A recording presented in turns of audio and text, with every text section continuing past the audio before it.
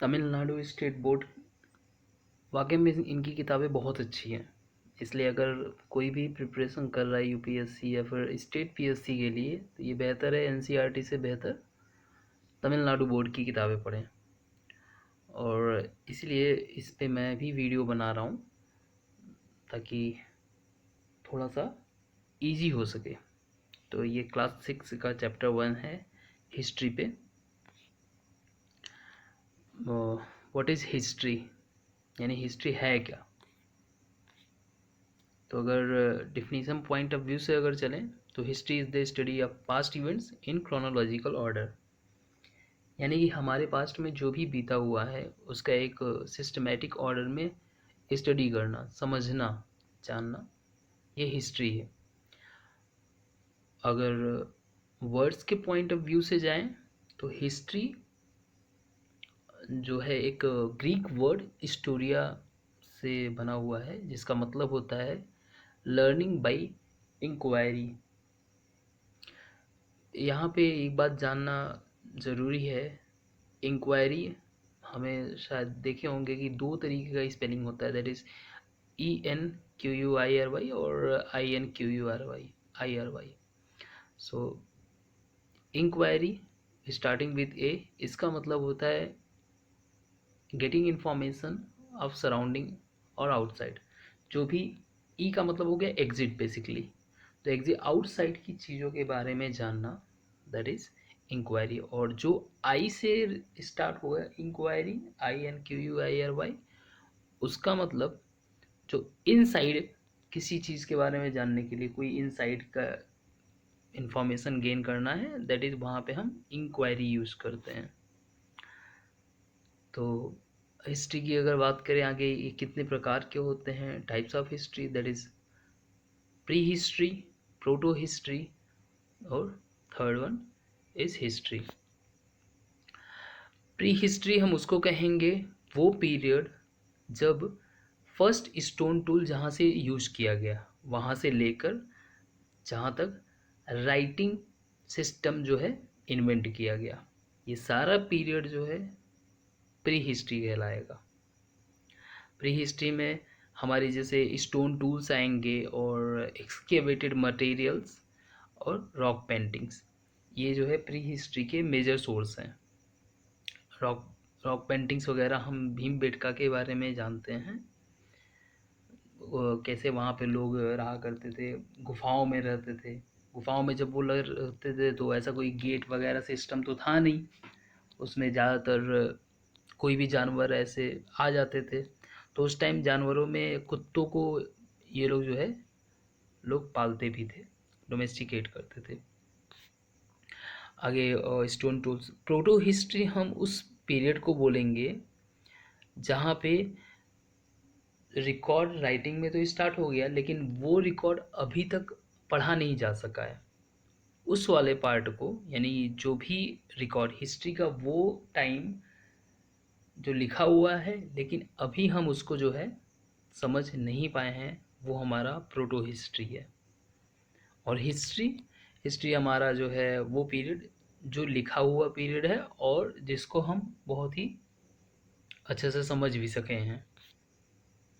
तो कुछ अगर मेजर एक्सकेवेशन साइट की अगर बात करें, जैसे भीमबेटका है, मेहरगढ़ है, लोथल है, ऐसे कई जगह हैं जहाँ से साइट हैं जो प्री हिस्ट्री और पुराने टाइम के चीज़ों को एक्सकेवेट किया गया है, यहाँ से पाए गए हैं। सोर्स ऑफ हिस्ट्री की बात करें तो ये बहुत इम्पॉर्टेंट है। हम हिस्ट्री को कैसे समझते हैं, दो तरीके से। एक होता है आर्कियोलॉजिकल सोर्स और दूसरा होता है लिटरेरी सोर्स। आर्कियोलॉजिकल सोर्स का मतलब ये है कि कोई भी चीज़, जैसे हमें कोई भी आइटम मिला, उसको देखने के बाद हम उसमें से क्या इन्फॉर्मेशन पाते हैं उस हिस्ट्री के बारे में। जैसे फॉर एग्जांपल आर्कियोलॉजिकल सोर्स की अगर हम बात करें तो जैसे कॉइन है, तो अगर कॉइन हम मान लीजिए खुदाई वगैरह में कॉइन वगैरह मिलता है तो ऑब्वियसली अगर उसमें गोल्ड कॉइन है तो हम ये समझ सकते हैं उस समय के राजा कितने अमीर हुआ करते थे। ऐसे ही सिल्वर कॉपर कॉइन के बेसिस पे जो है पता चलता है। इसके अलावा कॉइन पे कुछ इंस्क्रिप्शन होते हैं, यानी कि कुछ न कुछ लिखे हुए होते हैं, पिक्चर बनाए हुए होते हैं। इससे ये अंदाज़ा लगा सकते हैं कि उस समय के राजा किस तरीके के कल्चर को फॉलो किया करते थे। तो आर्कियोलॉजिकल सोर्स में अगर बात करें तो कॉइन है, आर्टिफैक्ट्स है, इंस्क्रिप्शन है, मॉन्यूमेंट्स है। आर्टिफैक्ट्स में जैसे पॉटरीज हो गया, टॉयज़ हो गया, टूल्स, ऑर्नामेंट्स।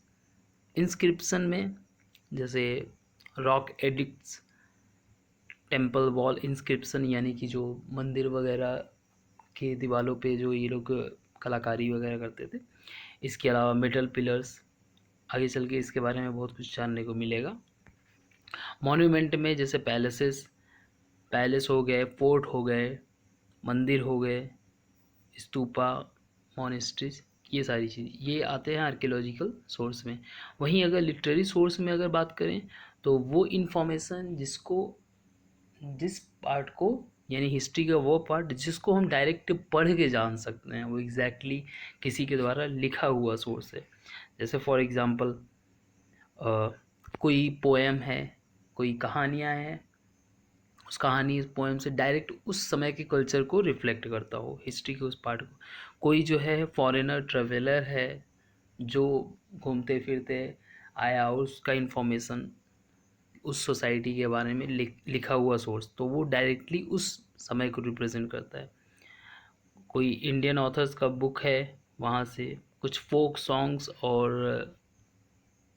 बलाड्स वगैरह जो भी है। इसके अलावा रिलीजियस, मतलब दो तरीके जो लिटरेचर हैं वो दो टाइप के हैं, सेक्युलर और रिलीजियस। सेक्युलर यानी कि जो किसी पर्टिकुलर रिलीजन को इंडिकेट ना कर रहा हो, और रिलीजियस लिटरेचर जो डायरेक्टली पूरे के पूरे धर्म को ही शो कर रहा हो, जैसे एपिक्स और डिवोशनल लिटरेचर। तो एपिक्स में जैसे रामायण महाभारत हो गया, और डिवोशनल लिटरेचर में ऐसे बहुत सारी किताबें जो पर्टिकुलर किसी गॉड पे डिवोटेड है। तो ये दो बेसिकली दो हिस्ट्री के सोर्स होते हैं, आर्कियोलॉजिकल और लिटरेरी सोर्स। सो इस चैप्टर 1 में जैसे एनसीईआरटी की बुक में दिया हुआ है, कुछ बच्चे आपस में डिस्कस करते हैं, उनकी मम्मी या पापा जो भी है, ऐसे ही इसमें भी है। इसमें भी एक माँ और एक बेटी डिस्कस करते हैं। वो लोग अपने डिस्कशन में इसी के बारे में बात करते हैं कि हिस्ट्री क्या चीज़ है, और प्री हिस्ट्री क्या होता है, प्रोटो हिस्ट्री क्या होता है, और हिस्ट्री क्या होता है। ठीक है, तो अगर आप लोग एनसीईआरटी फॉलो कर रहे हैं, it's better to follow Tamil Nadu board. और मैं इसको और शॉर्टकट में इस तरीके से वीडियो डालता रहूँगा। Thank you.